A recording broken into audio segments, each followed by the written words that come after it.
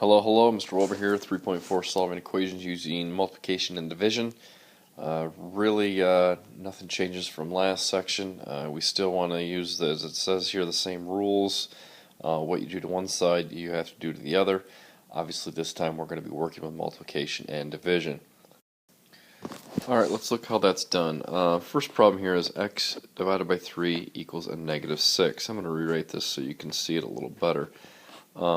Like we did with adding and subtracting equations, we want to do the opposite operation. Because I'm dividing this x by this 3, I am going to multiply 3 on this side of the equation to get rid of it, because it's the opposite operation. Now, got to think about that for a second. How do I multiply by 3? I'm going to make a fraction because I have a fraction here of x over 3. What's the fraction for 3? It's 3 over 1.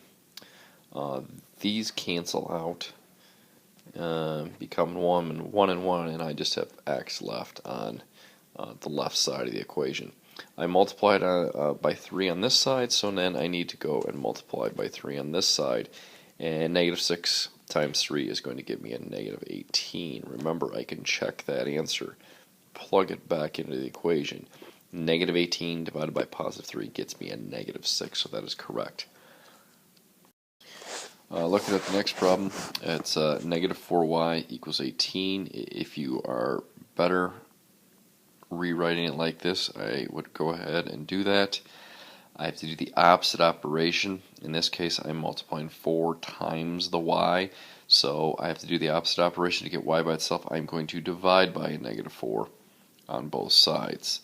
Negative 4 divided by negative 4 is going to just get me a positive 1, so these cancel out. All I'm left with is y on the left side. 18 divided by a negative 4, positive divided by negative is going to be a negative. 18 divided by negative 4 would be a negative 4.5, or negative 4.5. Alright, let's try a few more practice problems, see how we do here.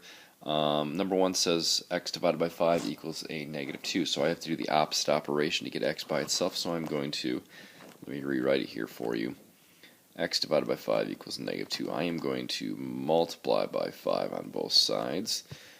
These again will cancel out, and I'm just left with x on the left side. I'm multiplying by 5 on both sides, so I'm going to multiply by 5 on this side. Negative 2 times a positive 5 is going to be a negative 10. I can of course check that, plug it back in. Negative 10 divided by 5 is going to get me a negative 2. Next, number 2 is interesting because it says negative a. You have to remember there is a coefficient in front of that. That'd be a negative 1.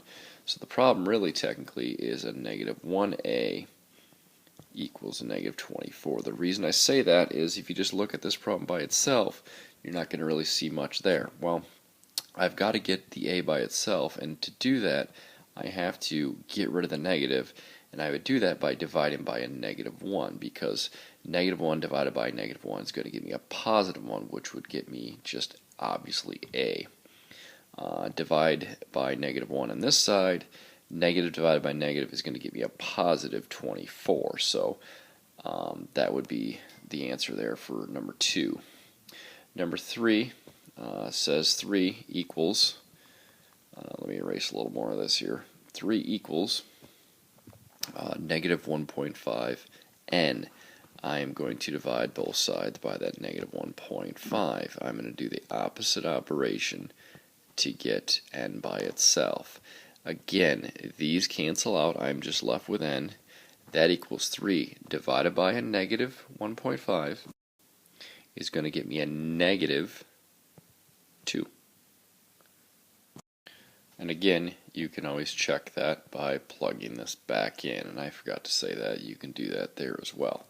Hopefully you're following it. Again, opposite operation, you're trying to get a variable by itself, and what you do to one side, you have to do to the other. Hope you're following along with this. Okay, 2 practice problems for you to try. Make sure you get these done for tomorrow, and we will be submitting these on a Google Doc. You can do that tonight if you want, otherwise you can do it tomorrow. But either way, I'd like you to solve both of these. Have a good night. Thank you.